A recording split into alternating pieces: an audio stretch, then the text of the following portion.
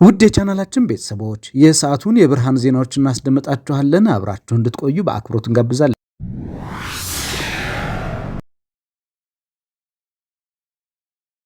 መዲናዋ አዲስ አበባ ለሐምሌ 11 የተጠራው ሰልፍ ፈቃድ አገኘ። በትግራይ ክልል እየተካሄደ ያለውን ወታደራዊ አፈሳ ለማውገዝ በአዲስ አበባ የተጠራው የተቃውሞ ሰልፍ የተፈናቀሉትን እንደሚያሳትፍ ተሰምቷል።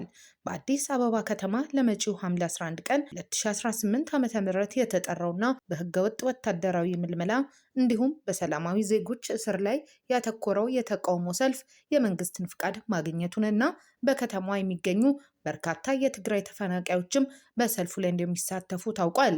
የስምረት ፓርቲን ጨምሮ ሌሎች የፖለቲካ ኃይሎችን ያካተተው የትግራይ ሰላምና የለውጥ ምክር ቤት የጠራው ይህ ሰልፍ በትግራይ ክልል እየተፈጸመ ነው ያሉትን ወታደራዊ አፈሳ ለማውገዝ፣ የታሰሩ እናቶችንና ገበሬዎችን ድምፅ ለማሰማት እንዲሁም አዲስ አበባ ተፈናቃዮች ተገቢው ድጋፍ እንዲደረግ ለመጠየቅ ያለመ መሆኑ ተገልጿል። የስምረት ፓርቲ ጽህፈት ቤት የሚዲያና ኮሚኒኬሽን ኃላፊ ሀለፎ መርአ እንደተናገሩት የሰልፉ ዋና ዓላማ በትግራይ ክልል ህጋዊ ያልሆነ አዋጅን መነሻ በማድረግ በወጣቶች ላይ እየተፈጸመ ያለውን አስገዳጅ ወታደራዊ ምልመላና ያለ አግባብ የታሰሩ እናቶችንና ገበሬዎችን በደል ለዓለም አቀፉ ማህበረሰብ ይፋ ማድረግ ነው።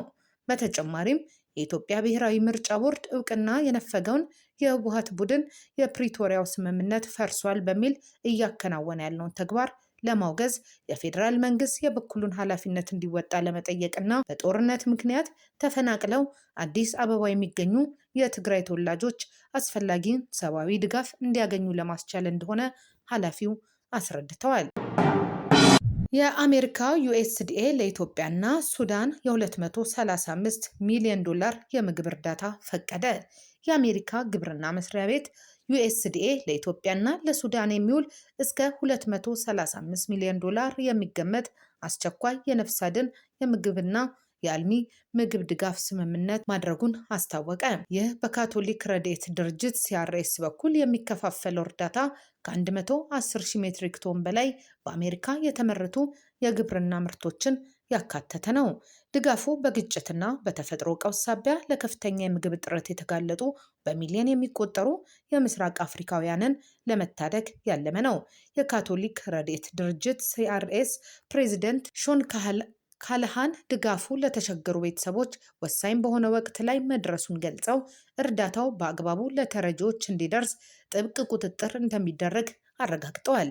ድጋፉ የተፈቀደው በአሜሪካ የረድኤት መዋቅር ለውጥ ምክንያት የሲአርኤስ የፌዴራል በጀት በከፍተኛ ሁኔታ በቀነሰበት ማግስት ነው። ኢራን በመካከለኛው ምስራቅ በሚገኙ ወታደራዊ ጣቢያዎች ላይ ጥቃት ፈጸመች። ቴህራን በአጎራባች የባህረ ሰላጤ ግዛቶች በሚገኙ የአሜሪካ ወታደራዊ ሰፈሮች ላይ አዲስ ጥቃቶችን ጀምራለች። ዋሽንግተን በተመሳሳይ በኢራን ውስጥ ጥቃቶችን ቀጥላለች። ኢራን በዮርዳኖስ፣ ኩዌትና ባህሬንን ጨምሮ በክልል ውስጥ የሚገኙ የአሜሪካ ኢላማዎችን መምታቷን ተናግራለች። ይህም ጦርነቱን ለማስቆም የተደረገውን የመጀመሪያ ስምምነት በማወክ ላይ ይገኛል። ይህ በእንዲህ እንዳለ የአሜሪካ ጦር በሆርሙዝ የባህር ወሽመጥ ውስጥ ኢራን ንጹሐን የባህር ላይ ወታደሮችን የማስፈራራት አቅምን ለመግታት በበርካታ ቦታዎች የ6 ሰዓት የጥቃት ማዕበል መፈጸሟን ተናግራለች። የቅርብ ጊዜ የተኩስ ልውውጦች የተከሰቱት የአሜሪካ ፕሬዝዳንት ዶናልድ ትራምፕ ኢራን ወደ ድርድር ካልተመለሰች ተጨማሪ ወታደራዊ እርምጃ እንደምትወስድ ካስጠነቀቁ በኋላ ነው። ቴህራን ወደ ድርድር ካልተመለሰች ኢራን የኃይል ማመንጫና ማከፋፈያ መሰረተ ልማቶቿን ኢላማ እንደምታደርግ ትራምፕ አስጠንቅቀዋል። የኢራን ዋና ተደራዳሪ ሞሐመድ ባጌር ለሀገሪቱ የመንግስት መገናኛ ብዙሃን እንደተናገሩት ለሀገሪቱ ጥቅም የማያስገኙ ስምምነቶችን የማክበር ምንም አይነት ምክንያት የለንም ሲሉም ተደምጠዋል። አሜሪካ በመላው ኢራን የሚገኙ የጦር ማዘዣ ማዕከላትን፣ የአየር መከላከያ ጣቢያዎችንና የባህር ዳርቻ ክትትል ማዕከላትን ኢላማ ማድረጓን የአሜሪካ ማዕከላዊ እዝ ሴንትኮም አስታውቋል።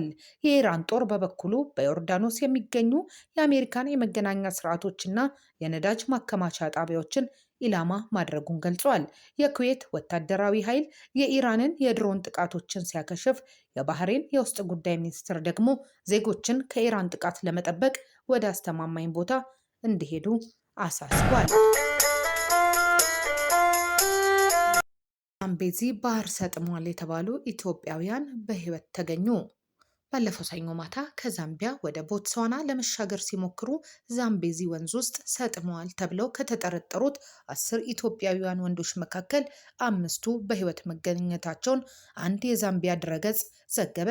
ኒውስ ዲገርስ የተባለው አምድ መረብ የዛምቢያን ደቡባዊ ግዛት ፖሊስ አዛዥን ጠቅሶ እንደዘገበው የቀሩትን ሰዎች የመፈለግና የምርመራ ስራው ቀጥሏል። ቻርለስ ናምቡላ የተባሉ የኢሚግሬሽን ኦፊሰር በበኩላቸው ሐምሌ 7 ቀን ባቀረቡት ሪፖርት 10 ኢትዮጵያውያን ወንዶች ሐምሌ 6 ቀን ምሽት 3 ሰዓት አካባቢ ከዛምቢያ ወደ ቦትስዋና በህገወጥ መንገድ ለመሻገር ሲሞክሩ ሙዋንጋ በተባለ መንደር አቅራቢያ ዛምቤዚ ወንዝ ውስጥ ሰጥሟል ተብሎ እንደተጠረጠረ አስታውቀው ነበር። ከመስመጥ ከተረፉት ስደተኞች ሁለቱም መያዛቸውን አስታውቀውም ነበር። ሀገሪቱ ደቡባዊ ግዛት ፖሊስ አዛዥ ትናንት ረቡዕ በሰጡት መግለጫ ደግሞ ሰጥመዋል ከተባሉት ኢትዮጵያውያን ስደተኞች መካከል 5ቱ መገኘታቸውን የሚያሳይ መረጃ ለፖሊስ ደርሶታል ብለዋል።